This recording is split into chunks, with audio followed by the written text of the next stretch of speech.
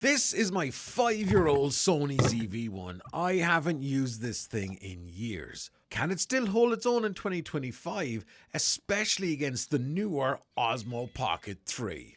Let's find out. I can't remember the last time I actually used the Sony ZV-1, and to be honest, it's taken a little bit of time to figure it all out. Those Sony menus are so out of date. However, I am also using the Osmo Pocket 3 because price-wise it's probably the closest that you could get that's not an action camera to something like the Sony ZV-1. But this thing is really old. Now, to make this challenge a little bit fairer, because I think this, instead of this, is really going to struggle. Firstly, the Osmo Pocket 3 is barely a year old, a year and a bit.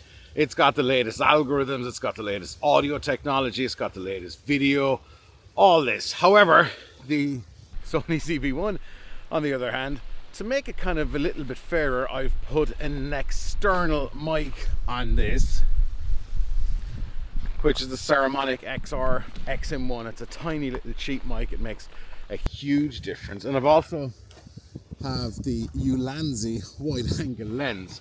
Now these are around the same, and even, yeah, there is a big difference even with the wide angle lens. For the Sony ZV-1, the argument was always that the lens is too tight, it's not wide enough, and that's kind of fair to a point, but you can always stretch it out. Now, you don't have to stretch the Osmo Pocket 3 out as much, but that's the way it is. Settings wise, both of these cameras, the Sony ZV-1 and the Osmo Pocket 3, there's a huge difference in the shots here. The crop in here on the Sony ZV-1, even with this little wide angle Ulanzi adapter, it's pretty tight. However, if you look at the Osmo Pocket 3, there is a huge difference. Now, settings wise between the two of these, the Sony ZV-1 is shooting 4K 30 and the Osmo Pocket 3 is also shooting 4K 30. From profiles and color and all of that kind of stuff, the Sony ZV-1 is shooting at program auto. The Osmo Pocket 3, on the other hand, is also shooting in its bog standard video mode. No settings have been changed. It's more or less both cameras are in auto. And as you can see, the auto mode on the Osmo Pocket 3 is doing a better job on the exposure compared to the Sony ZV-1, which, just kind of glancing at it here, this isn't the mode I would usually use on the Sony ZV-1. I would absolutely dial it into manual using D-filters and all of those kind of cool things, but just for most folk who probably won't do that, I'm keeping everything on auto. You might be saying to yourself, hang on a second, something has changed here. And yes, it has. I've actually changed the steady mode, the stabilization on the Sony ZV-1 to standard, which is fine until you start walking. Now, if you compare this, please don't fall, if you compare this to the Osmo Pocket 3, there really is no comparison. Sony ZV-1 with this mode, I've got to say, as much as I idolize this little camera, you really have to have that mode on, because the footage, stable wise, it says Vic not stable, it just doesn't compete with this, because this gimbal is all mechanical, it's analog, it's not digital, and this unfortunately is on no gimbal. Yes, we could put a gimbal on the Sony ZV-1, sure, but who really wants to be dragging around a gimbal with a camera all of the time? However, again, I hate to say it, this, the gimbal is built in. There you go. Another kind of negative for the Sony ZV-1, I'm afraid. I'm sure a lot of people would say, hey, it's not fair to compare a camera that's a couple of years old versus something that's over a year old. But the Sony ZV-1 has been a staple for vloggers for years, and I still gotta say, I mean, it actually kills me to look at the difference between the two. Not necessarily in video quality, because it's pretty on par, but the crop compared to, it's pretty painful to look at it, to be honest. Look at these two shots. I mean, and the auto mode in the ZV-1 doesn't seem to be, I seem to be overexposed here versus the Osmo Pocket 3 is doing a far better job. But what about all the functionality? And the price point may be the deciding factor for a lot of people in all of this. And actually, because I've jazzed up the audio just a tad on the ZV-1, I may well be using the audio from that for this side here. Because the Osmo Pocket 3, the audio isn't great, but any onboard camera mic is trash anyway. Now, what about the functionality? Part of me just wants to go, look guys, this is the end of this video. It's done. The ZV-1 has lost. It was good for its time. Now it's just wiped out.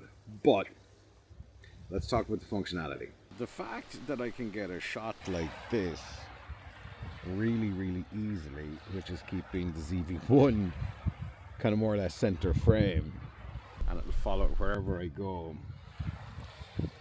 then there's no point talking about the functionality. The ZV-1 can't compete with this at all. Now, it's not designed to. You will need a gimbal and maybe DJI's new kind of another DJI product tracking device to maybe be able to do something like that.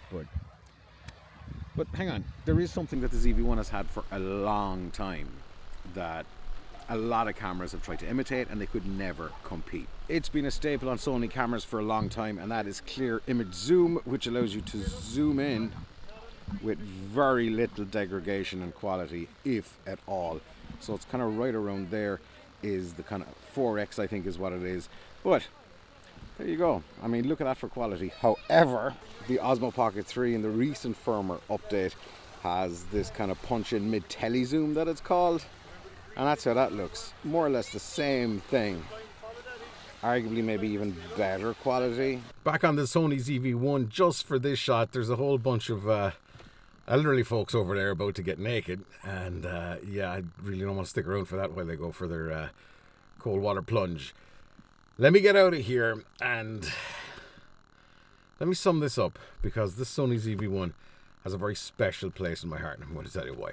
I have so many memories with the Sony ZV-1 for a start, so it's all nostalgia based. This is the camera that really gave me a good jump start into YouTube. It also brought me to the attention of Sony, where I was able to do webinars and I built out content for Sony. DJI on the other hand, hello, hi, no, okay. And that's one of the things. I've just these so many good damn memories, and even though it's a camera, I feel very, very attached. However, after really, and I haven't even been back in the studio to look at these yet, without seeing any comparison between the footage, today is probably the last day I'm ever going to be using the Sony ZV-1. And that kind of kills me. You'll have to pardon the shakiness, because it's active steady shot is now turned off, but I made hundreds of videos about this camera, with this camera. I brought it literally all over the world. It was tiny, it's got a tiny little small rig cage, it was great to fit out. Battery life is appalling because of those horrible little Sony NP1BX batteries. But this really, man, do you know what? I'm pretty sure I'm fucking losing my mind here. I really am. God, look at this program auto. Ugh. I'm losing my mind because this is the very last time I'm going to take this camera out. This is the last time this camera will ever, look at this. This is the last time this camera will ever see here. And I know it's a freaking camera, Vic, get it together.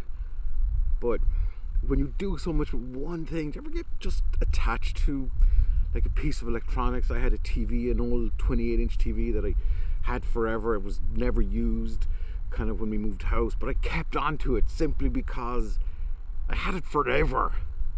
Like I have this forever. But this really is the last walk for this camera that has, man, everybody wanted this camera. It was sold out, you couldn't get it for the size of it. It was one of the first cameras that had a mic. It blew all the Canon M50 shit a million miles away. The image though still is still beautiful, even if it is in program auto. what is wrong with this? Would you not use this? And now I'm kind of thinking, maybe I would use it again. But there has been a reason this has been on the shelf for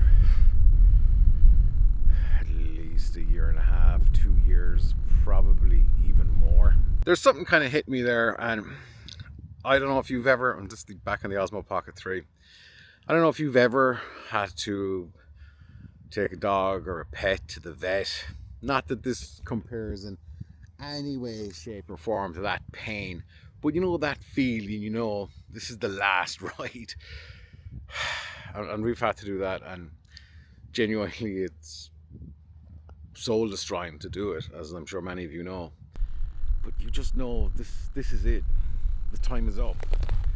And I'm getting emotional now. It's a camera pic, for Christ's sake. But I think, like, every pet or everything that you eventually have to let go that means something, the Sony ZV-1 will always have a place in my heart. God damn, this is a freaking amazing camera. And now, I mean, look at the battery. Oh man, it's compared to the Osmo Pocket 3, it's barely even kind of blinked on the Osmo Pocket 3. Now, here's the thing, right? Sony ZV-1 is still, I looked in B&H before it came out, $748, so it's still going at full whack. Second hand, maybe $500. Would you think about getting the Sony ZV-1 over something like the Osmo Pocket 3? I gotta be honest with everybody, as much as I love this camera and I'm completely out of my mind nostalgic about it, it's pointless. The camera has a little bit more character, the image has a little bit more character in the Osmo Pocket 3, but for bang for buck and functionality, this is a clear winner without a shadow of a doubt. And let's be honest, it's been really brutally hard to tell honest. This is the last time I want to turn this camera off.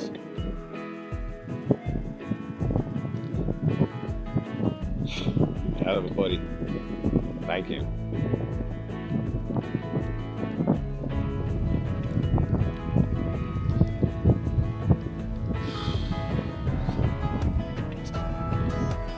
I swear I'm not